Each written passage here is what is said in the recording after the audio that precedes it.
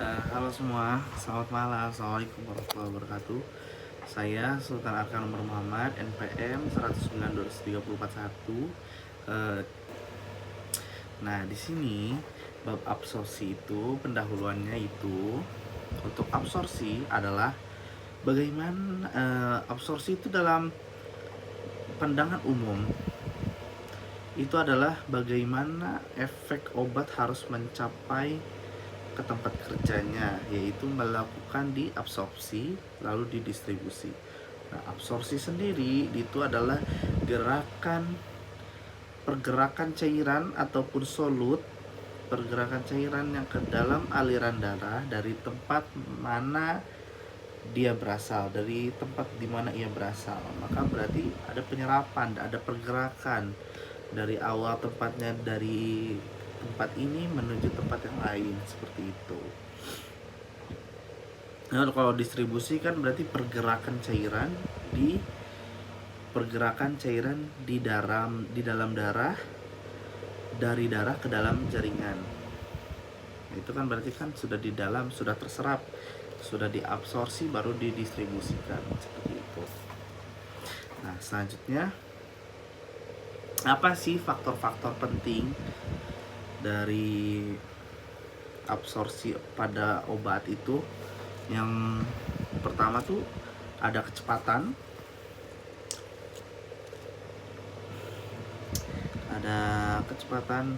dari absorpsinya, lalu luas daerah yang diabsorpsi. Luas daerah absorpsi itu seberapa besar, seberapa luas. Lalu ada kemampuan obat untuk mengabsorpsi. Kemampuan obat itu seberapa cepat obat mencapai ke absorpsi tersebut. Nah, di sini ada mind map dari struktur molekul obat. Itu dia akan melarutkan. Nah, dari kelarutan itu, setelah dilarutkan itu dia menjadi diabsorpsi, lalu terjadilah efek aktivitas biologis obat. Aktivitas biologis obat berarti perubahan fisiologis pada diri kita, pada tubuh kita, lalu perubahan biokimia pada tubuh kita juga.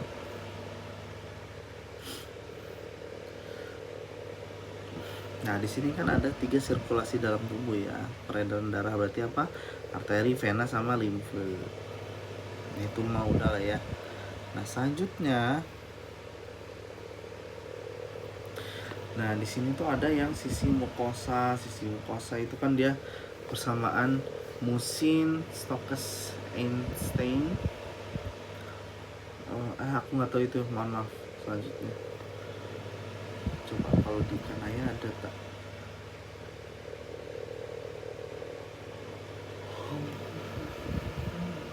Nah, di sini tuh aliran darah itu ratusan kali lebih besar dari aliran darah limfe. Aliran darah itu ratusan kali lebih besar dari aliran limfe karena jumlah darah yang mengalir melalui jaringan dan melalui barier biologi itu menjadi penentu sebagai dari kecepatan absorpsi dari sebagian besar substansi gitu.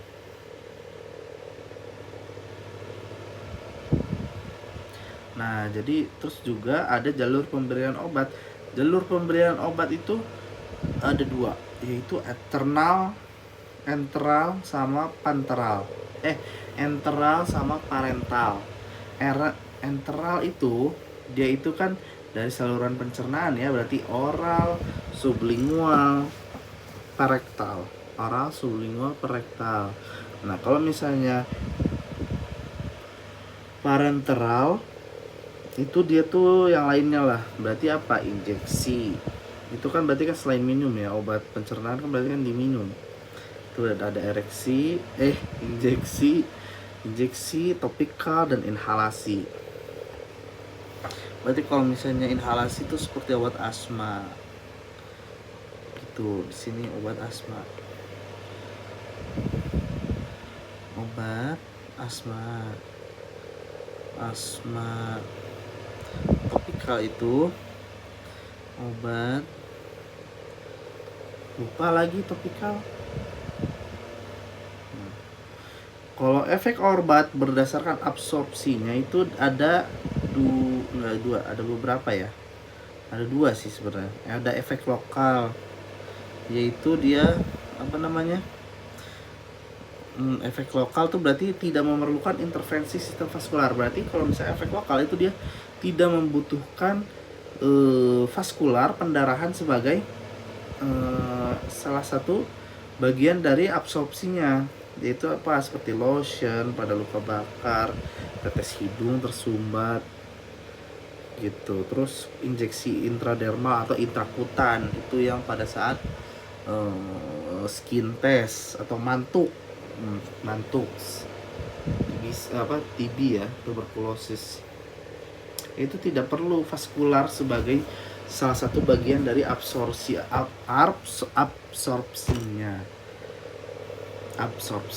Nah, kalau misalnya efek sistemik itu dia memerlukan vaskular sebagai salah satu efek obat gitu, salah satu bagian dari efek obatnya. Nah, selanjutnya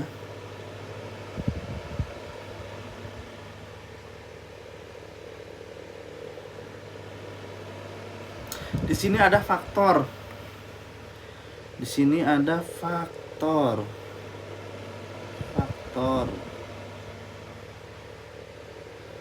Faktor yang mempengaruhi absorpsi adalah di sini kelarutan dalam lipid. Ada 4 macam.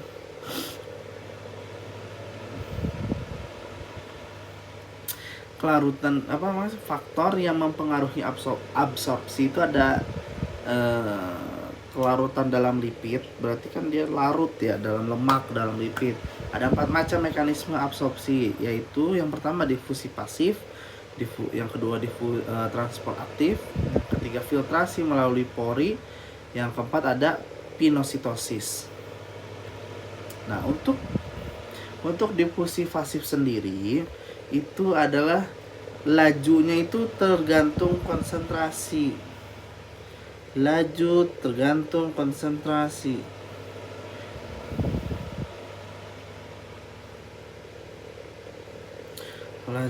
itu tergantung konsentrasi gradien.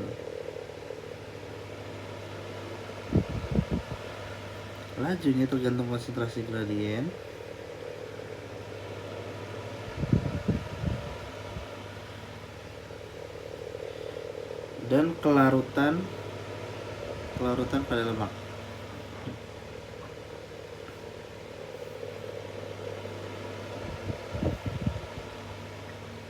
Yang kedua, tidak ada energi. Maksudnya kita tidak membutuhkan energi gitu, tidak ada energi yang dibutuhkan. Terus habis itu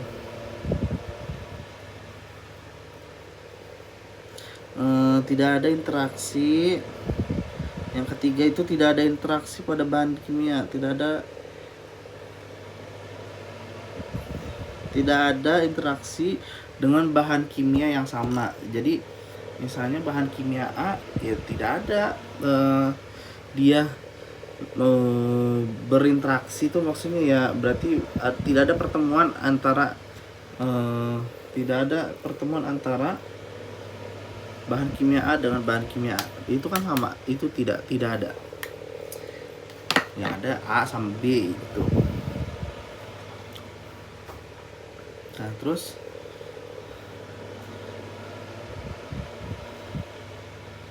salah. Nah, selanjutnya itu di sini ada juga yang keberapa nih? 1, 2, 3. Yang keempat itu pada awalnya obat akan dipecah.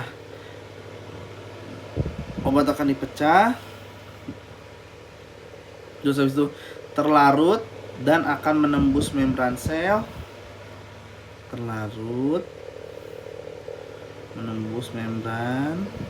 Terus habis itu obat dengan sifat asam lemah, obat yang dengan sistem asam lemah itu lebih baik menembus pada lambung.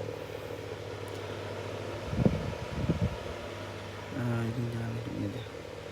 Obat dengan sistem asam lemah menembus pada dinding lambung. Nah, terus kenyataannya absorpsi lebih banyak di usus.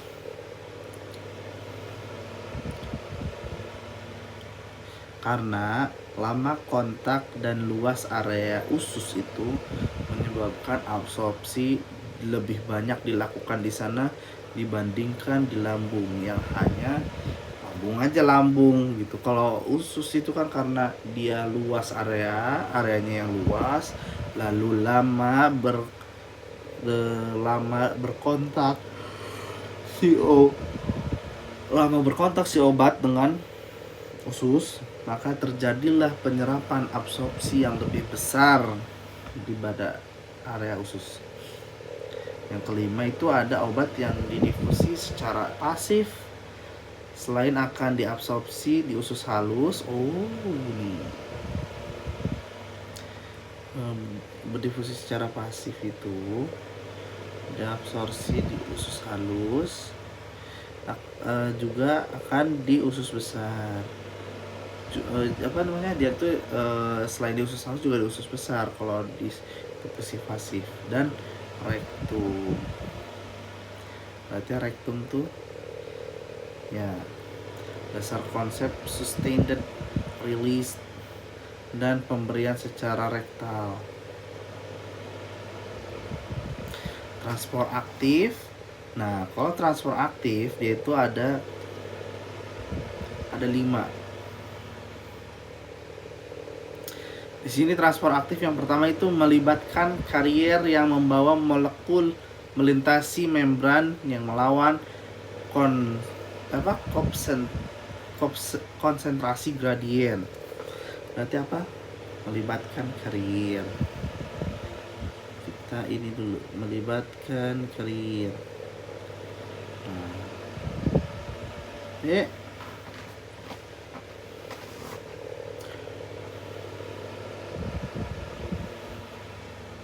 Membawa molekul melintasi membran yang di sini melawan konsentrasi gradien.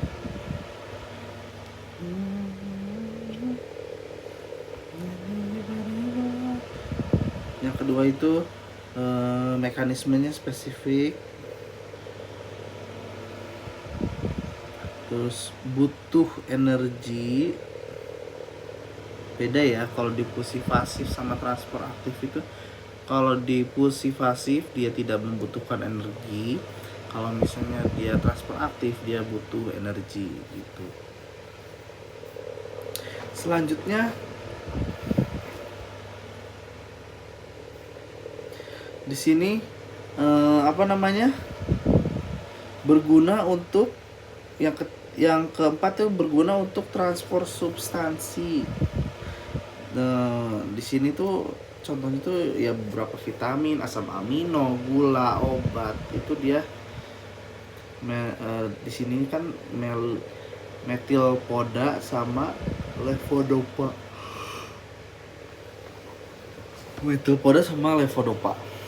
Nah, terus yang kelima tuh di sini tergantung pada dosis yang diberikan.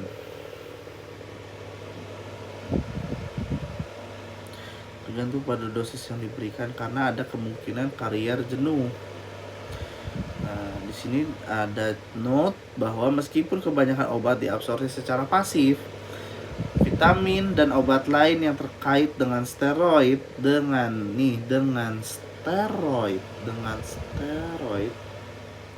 asam amino ataupun pirimidin itu kan levodopa ya. Pirimidin itu levodopa dapat diabsorpsi dengan proses aktif. Berarti kalau misalnya obat-obat yang berkategorikan asam amino, terus habis itu steroid, lalu pirimidin, itu dia diabsorpsi secara aktif itu.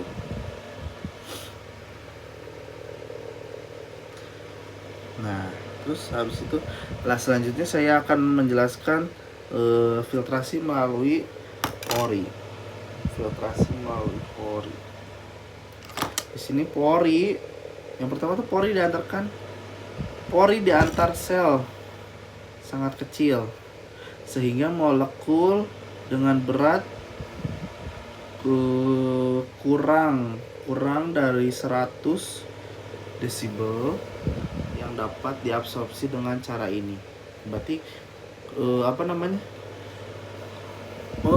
sangat kecil ya ukurannya tuh, dia kurang dari 100 D.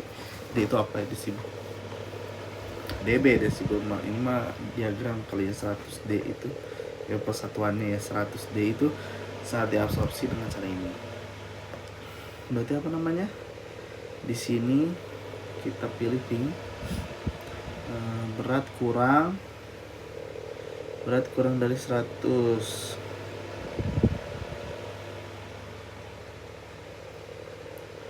dapat diabsorpsi dengan cara ini.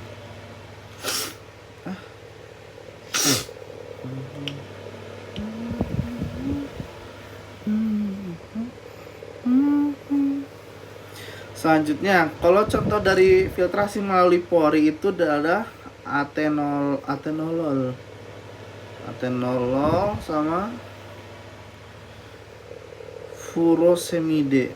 Atenolol, furosemide. Coba atenolol.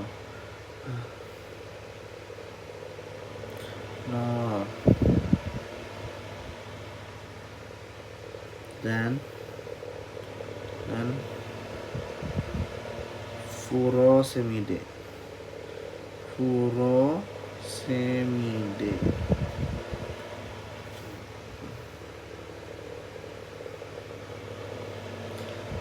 Obat darah tinggi.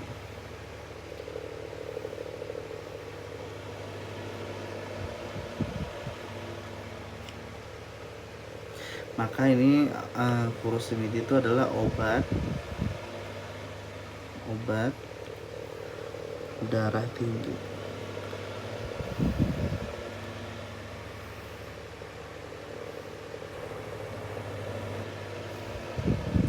Tidak cocok untuk kesediaan sustain release. Sediaan sustain release itu apa?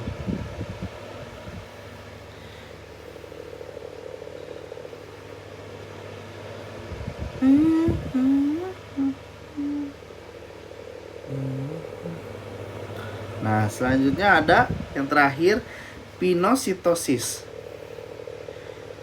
Pinositosis itu dia mekanisme absorpsi di mana partikel mikroskopis ditelan oleh membran sel.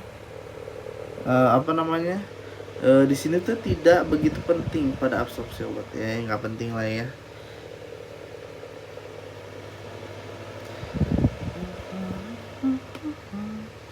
I feel it.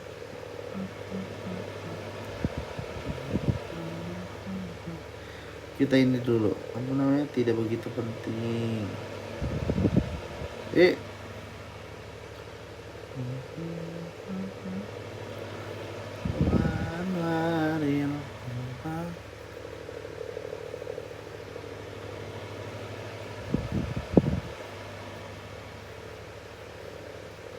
GI tract.